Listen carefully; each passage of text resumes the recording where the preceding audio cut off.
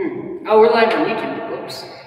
Hey! I always that is totally fine. Oh, yeah, got the notification. Yeah, we are live. Yeah, okay. You don't messed up, Rick. What? Yeah. Anyway, okay. Welcome everybody to Friday Live with RallySport Direct. We are live and in stereo. That's Rick. I'm Pumpkin. Hi. And yes. Anyway, welcome. I'm very tired this week. Pumpkin's in a bad mood. We didn't prepare anything. Yeah. I might be getting sick. Dying. I'm very It's just one of those weeks, which means it's a great week. Anyway, let's go over sales real quick. We got White Line, 25% off Springs and Grip Series Stage 1 kids. Auto Style, 25% off shift knobs. Stock had 20% off brakes. BREAKS using code STOP20. And yeah. What? You know what goes through my mind when people do that and actually spell it that way? Those are the same people that say rims. Yeah, rims. And shocks. Like for your coilovers. Like, oh, I need shocks, you know? But yeah, it is what it is. Anyway, welcome everybody as everyone piles in. Eric, what is up, man? Brian says glitchy. Yeah, I don't know what it is. Yeah, something weird on Facebook. Facebook hates us, so you can jump over on YouTube. Yeah, go to YouTube. It's like perfect. There's no delay, and yeah, it's awesome. It's uncensored over there too. What do you mean uncensored? Just saying. Oh, I'm like, what? Really? I'm like, Facebook automatically censors us. Yeah, jump over on Facebook, my friends. Or you could just, you know, whatever. You can just listen to us. Yeah, just listen. I'm gonna look on YouTube. Because yes. Anyway, some updates. I hope you guys have been watching my videos on the WRX. So how this all started was, I just wanted to do something different. You know, it's just me now in front of the camera, behind the camera, editing, everything. And so I figured this would be the easiest way for me to deliver good content. And I've been trying really hard to do a good job to make the videos entertaining and fun to watch, and you know, just basically follow along in the life of RallySport Direct. Rick, working on cars and being a general idiot, trying to work on cars and figure it out. So actually, you've amazed this week. I do have to say that. For a man who had a problem putting IKEA furniture together, you figured some shit out. I've been doing good. Greg says, LOL, Rick is in my right ear and Pumpkin is my left. Well, you can either turn your body around, and then it would be okay. Yeah. Or you can flip your headphones around. Or if you lived in Australia and your body was upside down, I think that would work as well. Or I just think he's just messed up. Or just watch it in a mirror, and then it would seem like there's many ways to trick your brain into getting this to work. What is up, Bart? Thanks for joining us, man. Anyway, so I don't know what yeah, you guys keep on talking on chat. I have no idea what you guys are talking about. Yeah, echo on YouTube as well. We have just an echo in the shop in general. It's just a big empty hole of a space. So yeah, what's up, Leon? Thanks for joining us. Luke says, yo, Rick, how's it going? I know I tell you every bit of man, but I'm pumped to see you install those air cups. Thank you, man. I actually just talked to ISC yesterday. He just wanted to make sure that the one cup that I have here, because before they released them, he gave me a demo unit, and it just sat on my desk forever. And so he just wanted to make sure that he could just send me one, and we'd have a complete kit. So he's probably going to get that sent out here pretty soon. And then I actually talked to WedSports today about getting a set of wheels. So what do you guys think about a TC105N? Like 18 by 9 plus 35, maybe you're on like a 255 tire on it, something like that. I think that'd be pretty dope. I think that would be really cool. So that's probably maybe what I'm gonna do. We'll figure it out. Dean says, big. By the way, this dude's car is really awesome. Who Dean's? Yes. Let's check it out real quick. Yeah, go ahead. Go. Okay, Dean, I'm gonna creep on your car, but I'll read your question. Gage says, are you endorsing or endorsed by Smartwater? No. Here's what I do. I used to have Nalgene's. I'll get back to your question before, Dean. I used to have Nalgene's, and I would just break them all the time, like little clippies. So I'm like, if I'm buying like a water bottle like once every like 3 months, I'm just gonna buy a case of these and I just reuse them. So this thing is like probably 3 months old at this point. And then eventually I just throw them away, buy another case of them, use them, and then I have fresh cold water in my fridge in a bottle all the time, ready for my refreshment or whatever. All right. That's how I. Okay. Jeez Louise. Here, how about you get to his car and I'll read the question. Okay. Can you do that? Yeah, that's fair. Big 04 STI build question. On a battery relocation to the trunk, what's the best grounding area? Spare tire mount, sanded down to bare metal? For me, whenever I've done anything with the ground, I've always gone to the trunk latch.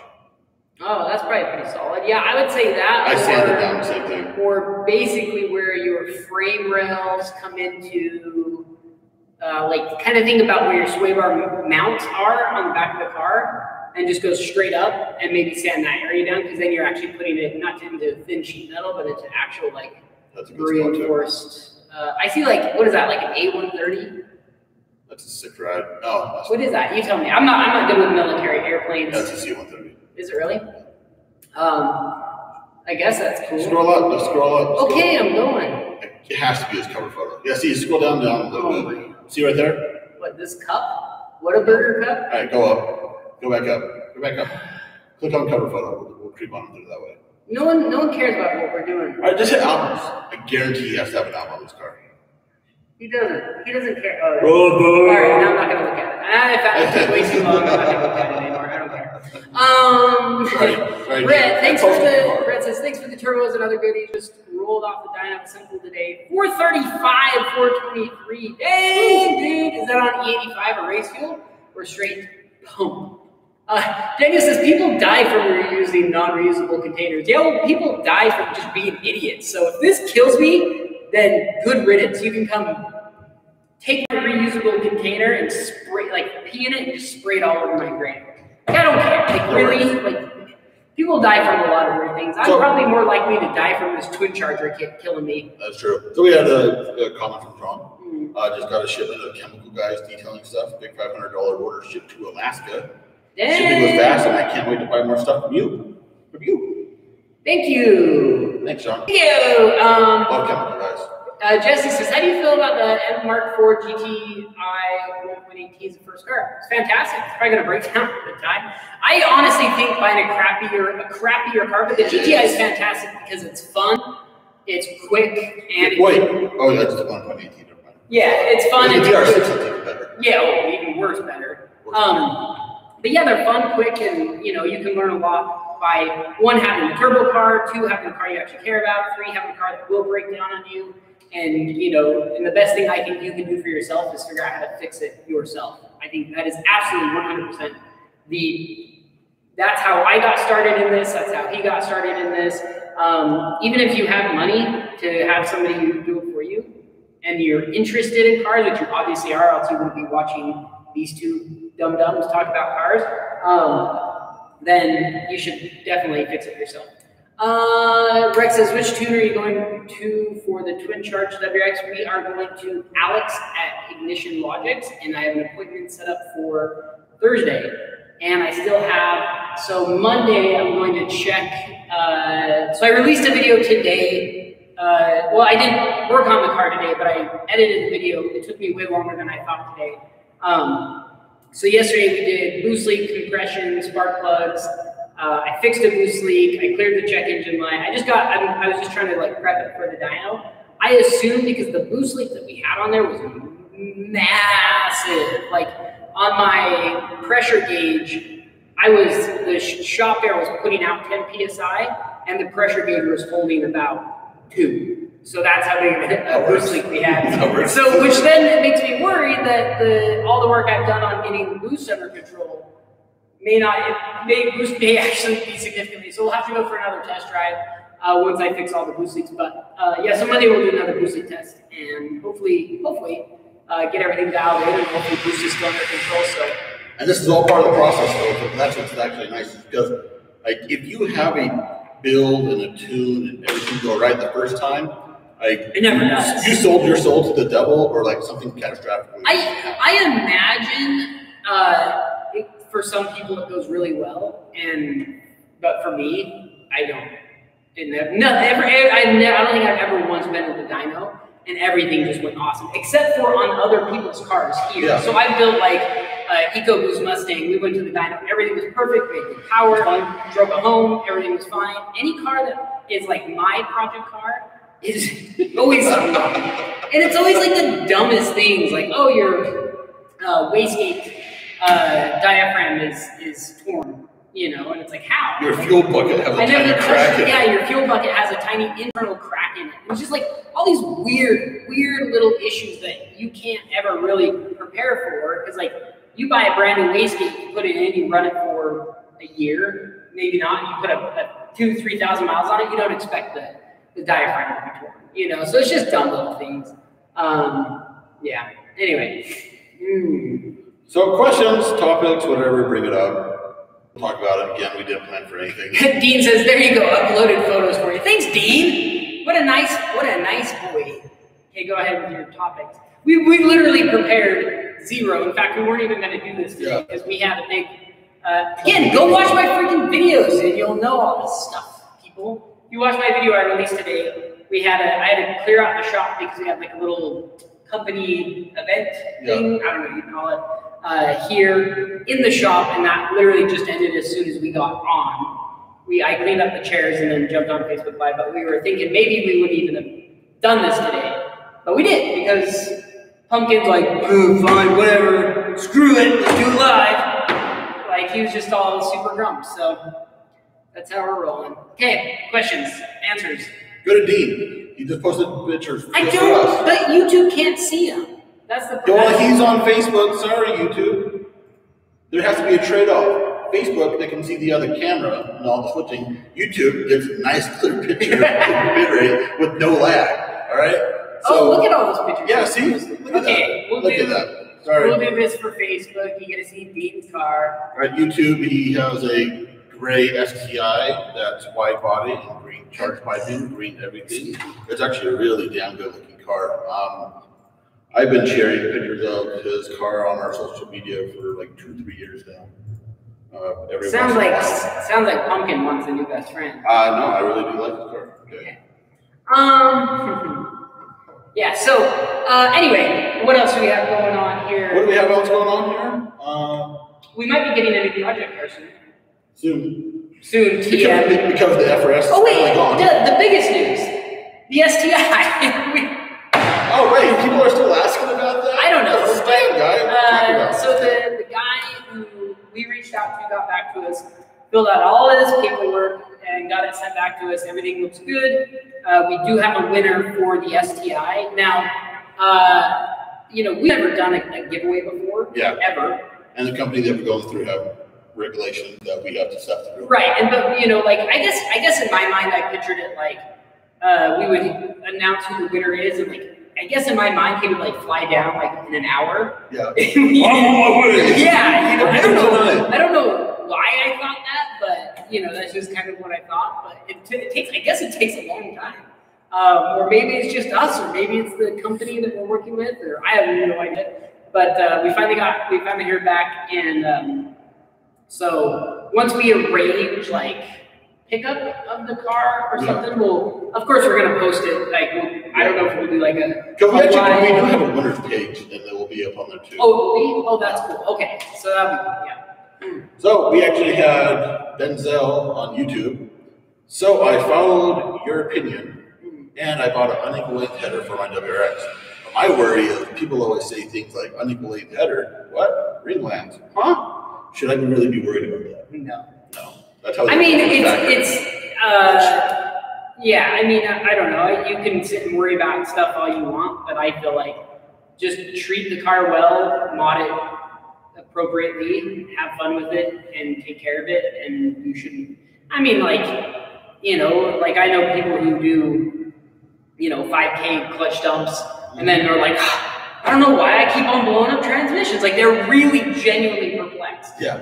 Like they have no idea. So it's like your idea of taking care of a car might be 5K clutch dumps, 30,000, or biannually oil changes. Like, look in the manual, follow how the manual says to take care of a car, and you'll probably be okay. So this is a good question from Jesse. I was just going to read that. You go ahead and read it, and I'll answer. Jesse Steele from the internet somewhere. With a small amount of garage space and little to no tools, how do you recommend someone to begin start wrenching? Literally, I built an entire car with a Harbor Freight beginner's tool set. Yeah. That's what I started out as. And then I upgraded to, I remember for Christmas one year, my mom bought me a Craftsman, what I thought was the Big Daddy one. Yeah. It was like their 300-piece toolkit. Oh, and it came in it came in a little box. I built entire cars with a very, very, no power tools, no torque wrenches. Basically, you go to Harbor Freight, buy one of their aluminum jacks, buy 2 or 4 jack stands, and buy like a 500-piece or 300-piece, preferably metric, if you can find it, tool set. And you use the jack handle from the Harbor Freight. Hold on, I'll show you. I've got one in my tool. I have an extra one. Okay, you keep going. Yeah, it's like, honestly, for me, like with my first car that I really wrenched on was my Honda, and it was maybe a toolkit the size of a purse, and it had like all the sockets I didn't need. They were all standard, and so I had to figure out which ones worked where, and then just work my way from there. It's just to start anywhere. Yes, the breaker bar trick. I should also bring over 2 wrenches and show how you can link them together to get even more leverage. But this is a torque wrench, believe me, okay? Here's what you can do. I learned this trick a long time ago. So let's say a good one, like you have an axle nut and you look in the manual, or you look online and steal a manual because you're smart and cheap. You pirate the manual, and it says torque to 132 foot-pounds. So let's just say you happen to weigh 140 pounds, or even better, you weigh 132 pounds. You measure from here, 1 foot out exactly, and put all your weight 1 foot out. That's 100. If you weigh 132 pounds, that is 132 foot-pounds. Dude, with a Craftsman wrench that you can go back and replace, and a lot of leverage, you can get anything done on a car. Oh yeah. Invest in a can of Rust PB Blaster. I call it Panther Piss. Everyone has different names for it. PB Blaster is a brand name. WD-40 is really good, like Rust thing. Invest in a cheap blowtorch. So like you buy your normal toolkit, these are like accessories that you should have. Like, in my opinion, a blowtorch is on the bottom of the list, but it's still really nice to be able to heat something up and beat the crap out of it. That's honestly to where it's just like you go, it won't budge. Get the breaker bar. It still won't budge. All right, time to get the bigger breaker bar. Get the full jack handle. Still won't budge. And you're like, all right, time to heat this bitch up. Yeah, a 5-pound sledge, some wedges, like they call them like tie ball joint remover tools or whatever. Yeah. Like, I don't ever use them for removing ball joints. I basically use them for everything else. But you can get really crafty with like a flathead screwdriver. Basically doubles as like 7,000 tools in a pinch. It really does. And I still operate that way. Like, if you watch my videos and you slow down the time lapses, you will see me doing some of the most ghetto stuff, because that's how I work on cars. I don't think it's necessary to go to Subaru and buy this ultra special tool that's $300 when I'm like, I can do the same thing with channel locks and a pair of needle nose pliers, and I don't need fancy tools. Yes, they might make things nice, and but starting out, don't worry about it. Like, honestly, like, unless you work on it day for day, like, here's the thing, like, if you're damned and determined to do a time belt kit yourself, like on the Subaru, just buy the company 23 tools. You will save yourself so much time. If you have a tool over it, yeah, tool over it. But you can dude, have a buddy come over and help you. You don't need a company 23 tool if you've got a company of a friend, and they are holding it's always the driver's side if you're in America. It's always the driver's side top end cam gear that just you can't keep it still. You put a 17 mil on that sucker, or if you've got a newer one, you put I think it's a 10 mil X in there, and just have them hold it. You just say, hold still, don't move. And then you put your timing belt on. Don't breathe. Yeah, and get it all set up, and you're good to go. So having a friend, and especially like I'm small, and so having a friend like Pumpkin is really beneficial because I can get into places that Pumpkin can't even dream. Like he's like, I didn't know that spot existed, basically between the frame rail and the head. I don't think Pumpkin's ever changed a spark plug in his life on a Subaru because I don't think he can physically fit his big giant meat hands down in there. But my little dainty hands. Yeah, yours is 15 minutes. Mine's like 2 hours swearing adventure. Yeah, and he has to like lift the engine up and all this kind of stuff. So, but I can't lift a transmission up from the floor into and just put it on. This guy can. So that's the difference is, you know, having somebody with strength and having somebody with nimbleness. Yeah, I'm like a little fairy and he's like an ogre. All right, so Dean had another question. Okay. You were probably more suited to answer this. Got a question for you, fueling tuning question. Okay. What's an honestly safe derail through email tune? 93 octane or E85, which blends between 65 to 80. Car is going to be tuned via JR tuned. Okay. Any problems possible on tuning? I have heard E85 is safer for tuning and give you more headroom for error. Is that true? I think it depends on the tuner. You can blow something up on any fuel. The nice thing about E85 is if you have a flex fuel kit, so a big problem with E85 is the fact that you could have a tune for E85 and you fill up with E65 or E70 because the place you're filling up at doesn't care. They just get ethanol fuel, right? They don't care what blend it is.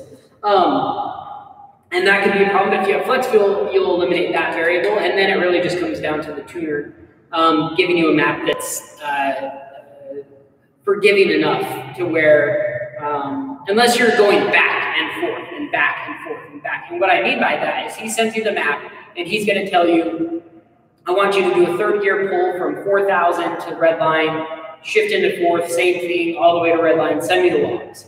Then you send the logs, and then you guys are just going to go, and he's going to tell you, now do this, and you're going to send him the logs from it, and you're just going to go back and forth a whole bunch of times. Then you can dial in the tune really well. I think, in my personal opinion, I really do think remote tunes are the future, and I think technology is going to get to the point where you can literally be like a dude will be able to remote into your laptop that's hooked up to your ECU, and you're going to be driving, and he's going to be seeing that feedback instantly in real time, and he's going to be able to tune your car for you while he's eating Cheetos, just at his computer at home, and he's going to be like, hey, hook up your laptop.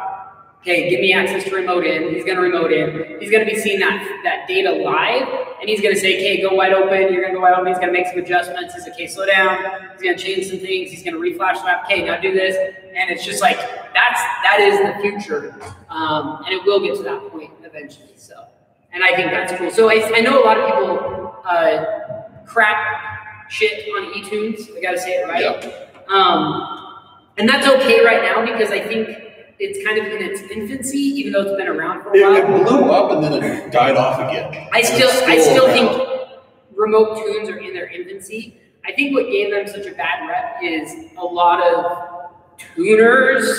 I'm a tuner, and all their friends on Facebook repped them because they're like, oh, dude, just tune my Civic and I run like freaking nuts. He grabbed it off the shelf and threw it onto my car. It's been running fine. Right, a lot of people don't, and I don't. I'm not, but I take. I tuned my car, and that's the only car I'm going to. Yeah, I'll mess with my own car, but this is why I pay a professional to tune our cars is because I won't touch them.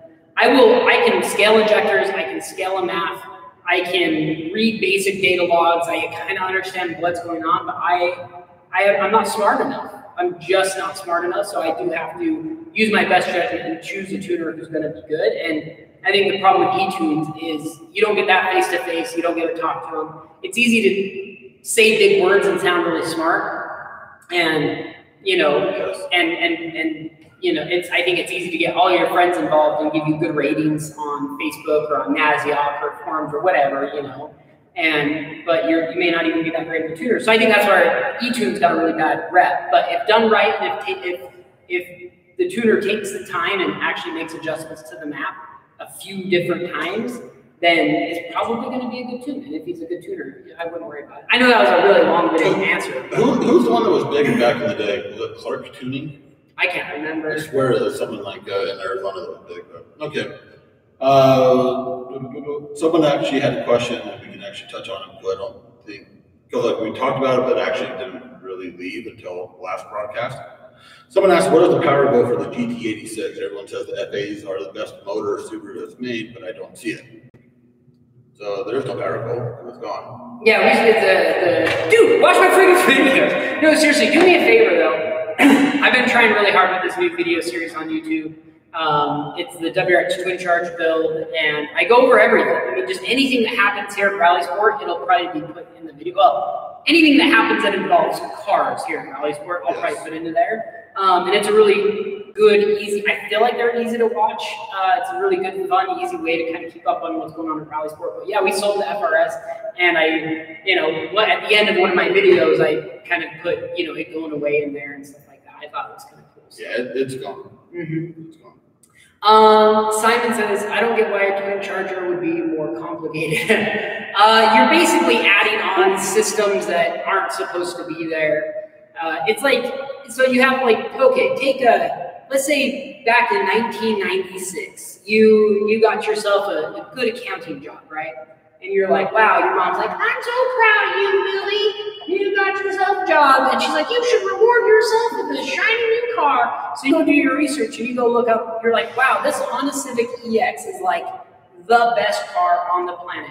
You can literally, it's proven, you could drive that car for $600,000, or even better, Toyota Corolla. The Corolla, 95 Corolla. A 95 Corolla. You could drive that car for, because we have one in the parking lot, 700,000 miles. And it's still on fire right now. And it runs into minor problems, but as long as you take care of it, it's a very simple system and it works incredibly well. Then you're a genius and you're like, I'm going to throw on a turbocharger, right? Guaranteed you that car's not going to last 700,000 miles with a turbo on it, and you're going to run into issues. You're going to have more potential for oil leaks. You're going to have more potential for just issues like, exhaust leaks, wastegates going out. You need a bigger cooling system, which then adds in more complexity. You need tuning, which then, you either get a whole new ECU or you piggyback on your old ECU. And then you're like, now, okay, I've got my turbocharger system dialed in. I'm going to throw a supercharger. And then you're just adding on, like, you've got, like, imagine your engine, like especially being the FA right now, like, okay. Yeah, like imagine the FA engine, right? It's like an Olympic endurance runner. It's fast. It can run a long time. It's energy efficient. Now, imagine that runner carrying this guy. And that's you're just adding on a bunch of stuff on top of it. And it's like, oh, I don't know how I feel about this. I've got marathon legs. Right. It's just more things can go wrong. I mean, obviously that's not a good analogy, but you're just compounding, and that's literally what it's called. It's called a compound charge. Not only are you compounding the charge that's going into the engine, but you're also compounding problems. And you're not allowing your bank account to compound interest. So it's really a whole roundabout compound system that you're either compounding other things and not a compound. Your financial advisor looking at your bank account like, Rick, what's happening? You're like, listen to me. I got a good idea here. I'm compound charging my WRX. But like if somebody wanted to do it at home, I've actually had a lot of people interested and they're like, you guys should create a kit. No, that's never going to happen. I mean, we talked about it when before we ever did it, we talked about like, okay, if this is simple, we might be able to make a kit. It's far from simple. Like you're extending harnesses and you're shading like brackets and having to custom make parts and I was using parts from other cars and just making stuff work. You went to the parts pile here on. Oh, like this is why I'm a hoarder, is because when a project like that comes along, I've got 30 tensioners that I can choose from and just a bunch of random parts that I can be like, well, this one, nope, well, this one, nope, well, this one works. And so, it could be one from a Yugo that somehow ended up in the shop. I don't even know. I just have a bunch of random stuff, but it's good. It serves you well. So if you're a hoarder, But I did organize all my stuff, again, in a video, got like 300 views, which I was gonna make the title of that video, "Don't Watch This Video," because it was like, I'm like, no one's gonna wanna watch this. But I just figured, if I'm gonna be out in the shop and working on stuff, I'm gonna put a camera on me, and that's my new philosophy. There we go. All right, so Simon then, even though came with a follow-up to the twin charger question, he's the same one that asked about the FA. So FA versus EJ25, you've gone through 3 blocks in this STI, enlighten me. FA's new. Yep. FA has its weaknesses, and EJ's been around forever, and you could just have bad luck, or you could be pushing something too hard, or, you know, when it comes to, like, you have to think about it this way. Okay, imagine you're Subaru, and I'm just making this number up, but you make 1 million EJ series engines a year. I'm sure it's not anywhere near that number, but I'm just making this. You make 1 million, okay? You know, because your math, your statistics that you've been, the scientists in your organization will tell you, each EJ series engine has a 3% chance of failure, which means, you know, 3,000 engines that leave this factory in a year out of 1 million are going to fail. What if you just happen to have just dumb luck? You just happen to get 3 of those. You know, like there was a pile of 3,000 ready to fail EJs, and you picked out 3 of them off that pile and installed them in your car. It could be that.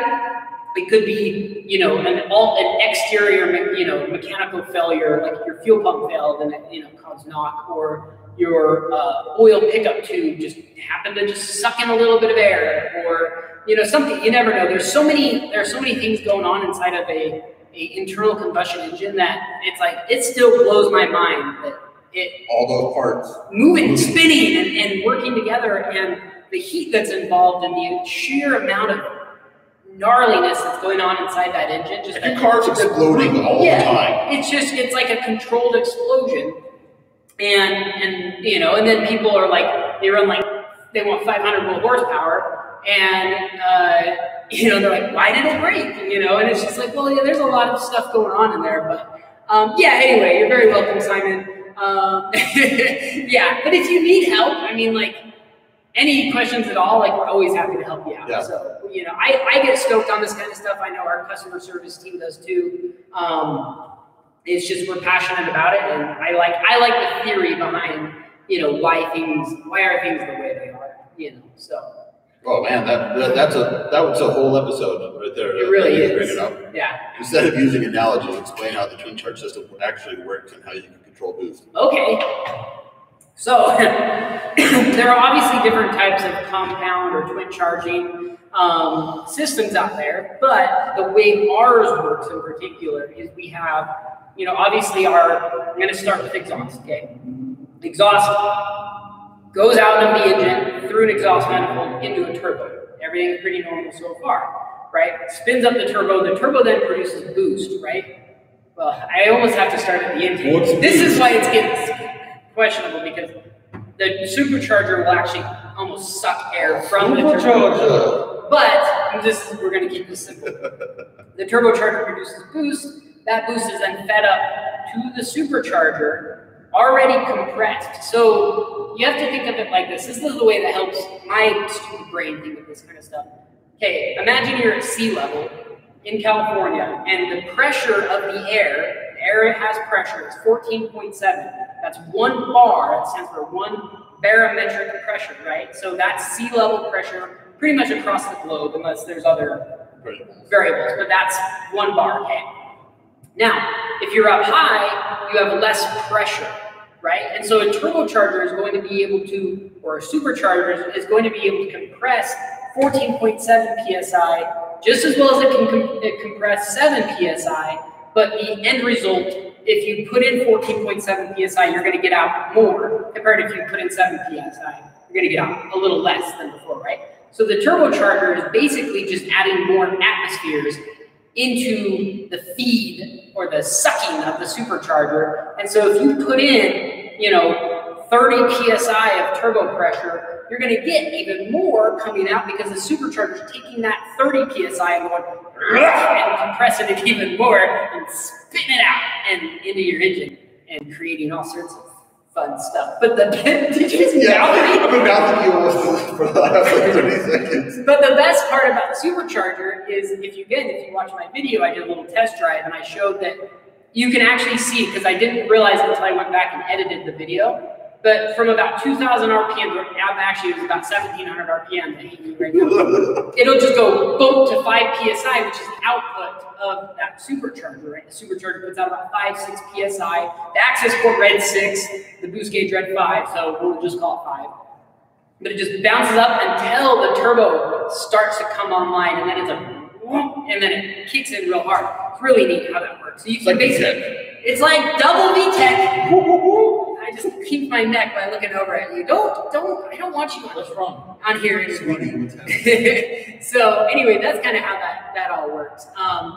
You know, and I know some people are like, you know, bypass valve in the supercharger, this and do that, and make it really more efficient. But I'm just gonna run it as is, like in the word. Essentially, as weird as it sounds, is that this was plug and play. Like on the first startup. It started. It was fine. Yeah. Now it's just this little extra part that we're going to have to go through. Okay, well, it's already time for Pumpkin to go home. I thought this is actually longer than I thought it was going to be, considering we have